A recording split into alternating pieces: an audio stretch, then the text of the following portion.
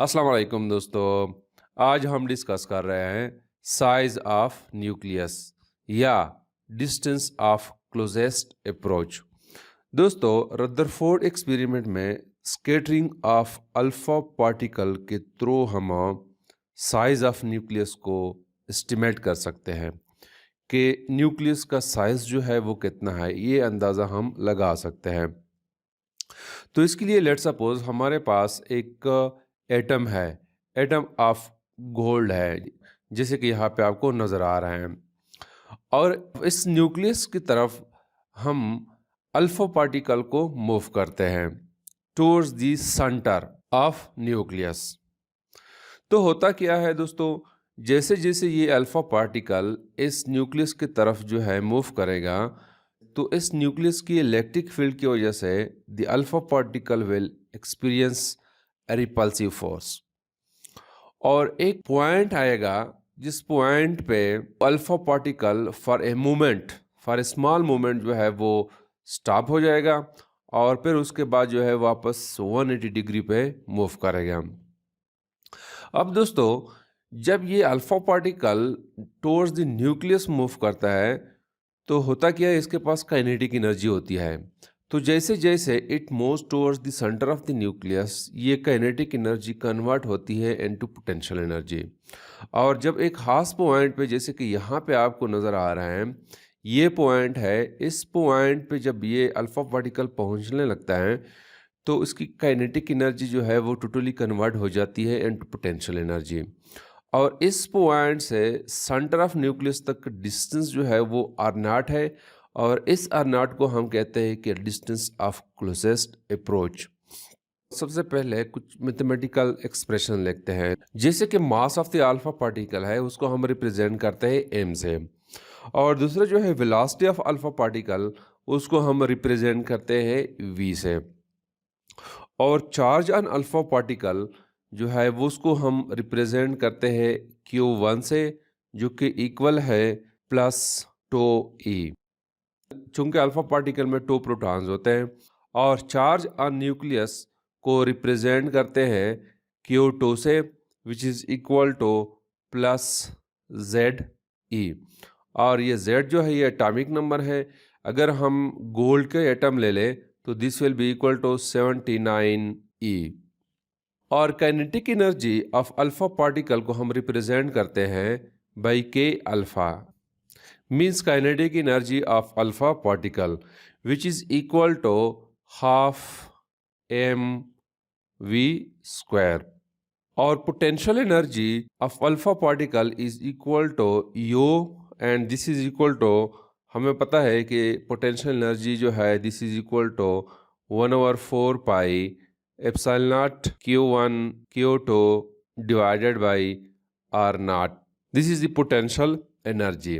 अब दोस्तों, according to conservation of energy, the kinetic energy should be equal to potential energy. तो लिहाजा हम लिख सकते हैं कि काइनेटिक एनर्जी यानी कि K alpha is equal to 1/4 pi epsilon naught Q1 Q2 divide by r not.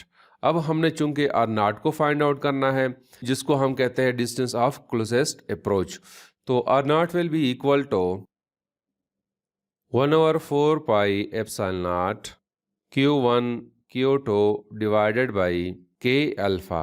और के अल्फा किस चीज़ के बराबर है? हाफ एम वी स्क्वायर के बराबर है। तो इस इक्वेशन के थ्रू हम आर नॉट को फाइंड आउट कर सकते हैं, और यहाँ से हम एस्टिमेट कर सकते हैं, अंदाज़ा लगा सकते हैं the size of the nucleus. देखो दोस्तों, यहाँ पे इस सेंटर से लेकर यहाँ तक का डिस्टेंस जो है वो आर नॉट है, और साइज ऑफ द न्यूक्लियस जो है वो यहाँ तक है। तो इसका मतलब यह है कि the radius of the nucleus should be less than r naught. तो यहाँ से हम अंदाज़ा लगा सकते हैं कि न्यूक्लियस का जो रेडियस है वो आर नॉट से डिस्टेंस ऑफ क्लोजेस्ट अप्रोच से कम है, स्मॉल है। और दूसरी बात हमें नोट करना चाहिए कि value of or not, it depends on the initial kinetic energy of alpha particle. अगर kinetic energy of alpha particle जो है वो एक खास वैल्यू से ज्यादा है तो फिर ये पॉसिबिलिटी है कि ये alpha particle penetrate through this nucleus. Therefore, the alpha particle with kinetic energy greater than certain value cannot be scattered back by the nucleus. वो पेनिट्रेट करेगा फिर इस किस्म की केस में. तो the magnitude of r naught can be estimated by considering the typical case.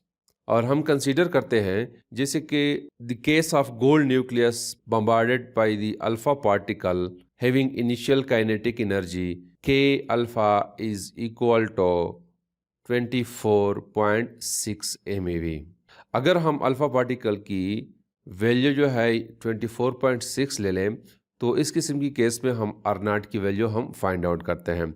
यहाँ पे 1/4 पाई एप्सिलॉन नॉट का हमें पता है कि इसकी वैल्यू जो है 9 × 10⁹ न्यूटन मीटर स्क्वायर पर कूलम है और Q1 is equal to 2E और Q2 जो है वो ZE के बराबर है. This will be equal to K alpha. तो इस इक्वेशन को हम यूँ लिख सकते हैं कि r naught is equal to 9 × 10⁹ 9 × 2ZE square divide by K alpha. अब यहाँ पे हम वैल्यूज पुट करेंगे. 9 × 10⁹ 9 × 2 Z atomic number of gold जो है वो 79 है और E की वैल्यू जो है हमारे पास 1.6 × 10⁻⁻19 कूलम है. तो ये स्क्वायर है डिवाइडेड बाई K अल्फ़ा यानी kinetic energy of alpha particle जो है वो 24.6 MeV है. तो इसको हम कन्वर्ट करते हैं इनटू जूल.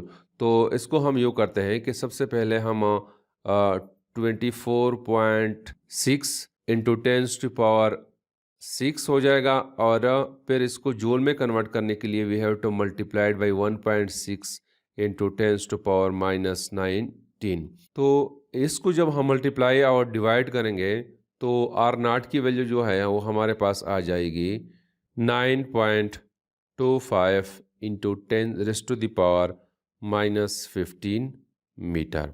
तो this is the distance of closest approach.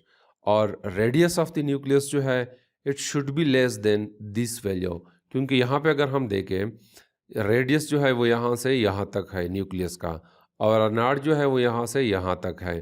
तो are naught is greater than the radius of the nucleus. तो radius of the nucleus should be less than this value. तो यहाँ से हम ये अंदाज़ा लगा सकते हैं कि न्यूक्लियस का जो रेडियस है वो इस वैल्यू से कम है. तो this is something about the distance of closest approach, size of the nucleus. Thank you.